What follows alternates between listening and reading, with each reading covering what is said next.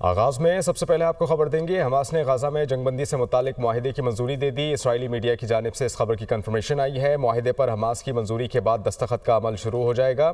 منظوری سے پہلے حماس نے غزہ پٹی سے اسرائیلی فوج کے مرحلہ وار انخلاء کا جائزہ لیا۔ اسرائیلی میڈیا کی جانب سے یہ بتایا گیا ہے جنگ بندی جمعرات سے شروع ہونے پر قیدیوں کا تبادلہ اتوار کو شروع ہونے کا امکان ہے۔ اسرائیلی میڈیا کی جانب سے اس خبر کی تصدیق کی گئی ہے۔ حماس نے غزہ میں جنگ بندی سے متعلق معاہدے کی منظوری دے دی۔ معاہدے پر حماس کی منظوری کے بعد دستخط کا عمل شروع ہو جائے گا۔ منظوری سے پہلے حماس نے غزہ پٹی سے اسرائیلی فوج کے مرحلہ وار انخلاء کا جائزہ لیا۔ جنگ بندی جمعرات سے شروع ہونے کا امکان ہے، جبکہ قیدیوں کا تبادلہ اتوار کو شروع ہونے کا امکان ہے۔ ترجمان پاک فوج کا بھارتی آرمی چیف کے بیان پر سخت رد عمل سامنے آیا ہے۔ آئی ایس پی آر کا یہ کہنا ہے کہ بھارتی آرمی چیف کا پاکستان کو دہشت گردی کا گڑھ قرار دینا حقائق کے برعکس ہے۔ بھارتی آرمی چیف کا بیان گھڑے مردے اکھاڑنے کے مترادف ہے۔ حقائق کے منافی بیان مردہ گھوڑے میں جان ڈالنے کے علاوہ کچھ نہیں ہے۔ بھارت کی جانب سے پاکستان پر الزامات اپنی ریاستی تشدد پر پردہ ڈالنا ہے۔ پاکستان پر دہشت گردی کی سرپرستی کا الزام بھارتی دوگلا پن ظاہر کرتا ہے۔ بھارتی موقف دوگلے پن کا منہ بولتا ثبوت ہے۔ بھارتی بیان اقلیتوں کو دبانے کی کوششوں کا بھی حصہ ہے۔ اس طرح کے سیاسی بیانات بھارتی فوج کی سیاست میں ملوث ہونے کو ظاہر کرتے ہیں۔ دنیا بھارتی نفرت آمیز بیانات کو دیکھ رہی ہے جن سے مسلمانوں کی نسل کشی شروع ہوئی۔ اندرونی طور پر اقلیتوں پر جبر اور بھارت کے بین الاقوامی جبر سے دنیا کی توجہ ہٹانے کی یہ کوشش ہے۔ ایسے سیاسی غلط بیانات بھارتی فوج کی سیاست زدہ سوچ کی عکاسی کرتے ہیں۔ پاکستان ایسے بے بنیاد بیانات کو سختی سے مسترد کرتا ہے۔ آگے بڑھیں گے۔ انسداد دہشت گردی عدالت راولپنڈی میں جی ایچ کیو حملہ کیس کی سماعت۔ انسداد دہشت گردی عدالت کے جج امجد علی شاہ نے سماعت کی۔ 4 شاہدین کے بیانات بھی بانی پی ٹی آئی کے سامنے ریکارڈ کیے گئے۔ بات کر لیتے ہیں اس پر مزید احمد بھٹی راولپنڈی سے ہمیں جوائن کریں گے۔ احمد، اس سماعت سے متعلق آپ بتائیے گا۔ جی، اڈیالہ جیل میں انسداد دہشت گردی خصوصی عدالت میں آج 9 مئی واقعات کے سب سے بڑے اور اہم مقدمے جی ایچ کیو حملہ کیس کی سماعت کا آغاز کر دیا ہے۔ یہ باقاعدہ سماعت کا آج پہلا دن تھا۔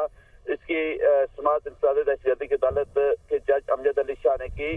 سماعت کے دوران استغاثہ کی جانب سے 4 چشمدید گواہ پیش کیے گئے، جس میں پولیس کے ایک ASI ثاقب، کانسٹیبل شکیل، سجاد اور یاسر نے اپنا بیان ریکارڈ کرایا۔ گواہان نے ملزمان سے برآمد ہونے والے اہم ثبوت بھی پیش کیے، جس میں اینٹی ریڈ فورس سے چھینا گیا ہیلمٹ، پیٹرول بم، شہداء کے مجسموں کے برآمد ہونے والے ٹکڑے، موبائل فون، ڈنڈے، جھنڈے اور پی ٹی آئی کے رنگ والی ٹوپیاں، تاریں، ماچس اور یہ دیگر مال مقدمہ پیش کیا گیا۔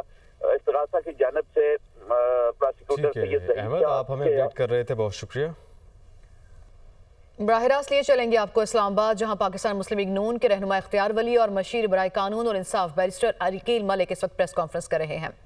جتنی وارداتیں ہوئی وہ ملک کے اندر تھی، جتنا ان کو پروب کیا گیا اور ان پہ چوری ثابت ہوئی وہ ملک کی ایجنسیوں نے ثابت کیا۔ لیکن آج تو یونائٹڈ نیشن کے ورلڈ فوڈ پروگرام نے، ان کے جو مینیجر ہیں، انہوں نے باقاعدہ چارٹ شیٹ کر دیا ہے خیبر پختونخوا کی حکومت کو، جو انہوں نے ایک پروگرام شروع کیا تھا جس میں نومولود بچوں کے لیے دودھ کے ڈبے دینے تھے۔ وہ مائیں جو دودھ پلانے والی مائیں تھیں ان کے لیے ایک خوراک، انہوں نے فوڈ سپلیمنٹ دینے تھے، وہ سارے انہوں نے اٹھا کر بازار میں بیچ دیے۔ اور ورلڈ فوڈ پروگرام نے اپنا پروگرام خیبر پختونخوا میں بند کر دیا ہے۔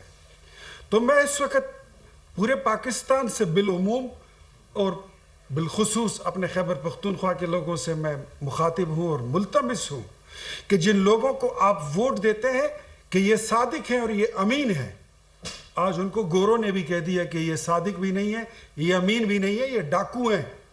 نہ صاف چلی اور نہ شفاف چلی، بلکہ بالکل ہی مردار چلی۔ یہ ایک تحریک انصاف وہ جماعت ہے جو شفافیت کے نام پر قوم کو لوٹتی ہے، جو انصاف کے نام پر قوم کے ساتھ بے انصافی کرتی ہے۔ انہوں نے دودھ کے ڈبے، جو لوگ دودھ کے ڈبے تک نہیں چھوڑتے وہ بازاروں میں بیچ دیتے ہیں، ان سے کیا بعید۔ جو لوگ دودھ پلانے والی ماؤں کے خوراک وہ بازاروں میں بیچ دیں، ان سے کیا بعید۔ وہ لوگ جو سیلاب زدگان کے لیے آئے ہوئے تمبو بازاروں میں بیچ دیں، ان سے کیا بعید۔ اور جس طرح میرے بھائی نے آپ کو بتایا کہ کرپشن کی ایک سٹوری یہ تو تقریباً 800 ملین کی کرپشن کی سٹوری ہے، اور اس پہ ورلڈ فوڈ پروگرام نے خیبر پختونخوا میں اپنا پروگرام بند کر دیا ہے، اور انہوں نے کہا کہ ہم مزید اگر یہاں پر کام کریں گے تو ہم غیر سرکاری تنظیموں NGOs کے ساتھ چلیں گے۔ تو انہوں نے اب NGOs کو NOC دینا بند کر دی ہے کہ ہمارے ہاتھ میں پیسے نہیں آئیں گے تو آپ اپنے پیسے یہاں کہیں نہیں لگائیں گے۔ یہ ہے خیبر پختونخوا کی تیسری اسمبلی کی کارستانیاں، اور ان کی شفافیت اور ان کے ڈاکے یہ قوم کے سامنے ہم رکھتے ہیں، قوم ہی اس پر فیصلہ کرے۔ اس میں صرف دودھ کے ڈبے نہیں بیچے گئے، اس میں صرف خوراک۔ وزیر اعظم شہباز شریف نے کہا کہ الیکٹرک وہیکلز پروجیکٹ کو پروموٹ کرنے سے آلودگی میں کمی آئے گی۔ انہوں نے مزید یہ بھی کہا کہ لوگ بجلی کے اسٹیشنز لگائیں گے تو مناسب قیمت پر ملے گی۔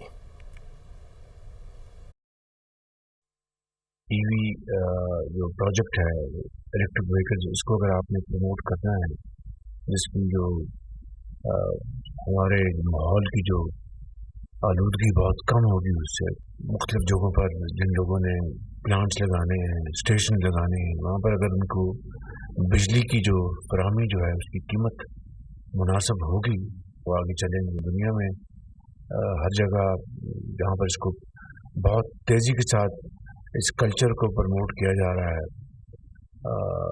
ماحولیاتی جو آلودگی کو پاک کرنے کے لیے مختلف ممالک میں، وہاں پر یہ تمام سہولتیں، انسینٹو دیے گئے ہیں۔ وفاقی وزیر توانائی اویس لغاری نے EV چارجنگ سٹیشنز کے لیے نئی پالیسی کا اعلان کر دیا۔ اسلام آباد میں نیوز کانفرنس کرتے ہوئے اویس لغاری کا کہنا تھا اس وقت الیکٹرک وہیکل چارجنگ سٹیشنز کے لیے بجلی کی قیمت 71 روپے 10 پیسے فی یونٹ ہے، جس کو 45% کم کر دیا جائے گا۔ آج پرائم منسٹر صاحب نے فیصلہ کیا کہ ہم بشمول ٹیکسز اس وقت ان چارجنگ سٹیشنز کو 71 روپے 10 پیسے کا ٹیرف دے رہے تھے، اس کو ریڈیوس کر کے تقریباً 45% کمی کر کے ہم آج 39 روپے اور 70 پیسے کا ٹیرف آج کا اعلان کر رہے ہیں۔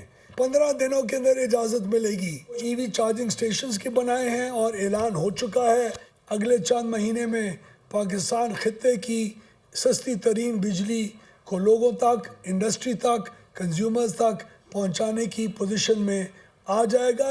IPPs کو ہم نے ریویو کیا ہے کانٹریکٹس کو، اس کا سالانہ 137 ارب روپے کی بچت ہے کنزیومرز کو۔ وزیر اعلیٰ پنجاب مریم نواز نے کہا ہے کہ 5 سال چور چور کا راگ الاپنے والے کوئی ثبوت پیش نہیں کر سکے۔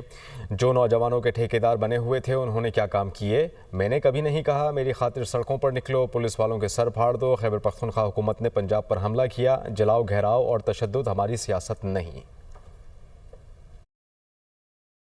ہمیں کہا کہ چور چور کھا گئے، لوٹ گئے، یہی 5 سال ہم سنتے آئے، بہتان لگائے، ثبوت ایک بھی نہیں دیا۔ اور آج کل بہت سے نوجوانوں کے ٹھیکیدار بنے ہوئے ہیں، میں نام کسی کا نہیں لینا چاہتی، لیکن ان ٹھیکیداروں نے کیا تعلیم دی بچوں کو؟ ان کو کہا کہ جاؤ اسٹیٹ سے، ملک سے لڑ جاؤ۔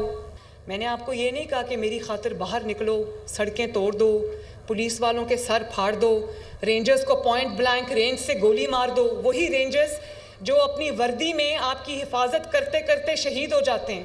جب خیبر پختونخوا حکومت کی طرف سے پنجاب حکومت پہ حملہ ہوا تو اس دن ہماری جو پولیس ڈپلائڈ تھی، رینجرز ڈپلائڈ تھے، ان میں سے 4 رینجرز کی جان گئی، پولیس والوں کی جان گئی، ان کو شہید کیا گیا۔ وہ جو سنگل ڈیجٹ کی مہنگائی تھی، ایسا کیا ہوا پچھلے 5 سال میں کہ وہ مہنگائی 38% پہ پہنچ گئی۔ 38% کا مطلب جانتے ہو؟ اگر روٹی 2 روپے سے 25 روپے کی ہو سکتی ہے، بائی دا وے آپ سب کو جان کے خوشی ہوگی وہ روٹی اب دوبارہ 12 روپے کی ہو گئی ہے، ماشاءاللہ۔ وزیر اعلیٰ پنجاب مریم نواز شریف کے government women university Sialkot campus آمد، طالبات میں اسکالرشپ پروگرام کے تحت تحائف تقسیم کیے۔ وزیر اعلیٰ مریم نواز دوران تقریب طالبات میں گھل مل گئیں۔ تقریب میں شریک طالبات کا جوش و خروش دیدنی تھا، انہوں نے پرجوش نعرے لگائے۔ وزیر اعلیٰ پنجاب کے ساتھ سیلفیاں بھی بنوائیں اور مریم نواز نے طالبات کو گلے بھی لگایا۔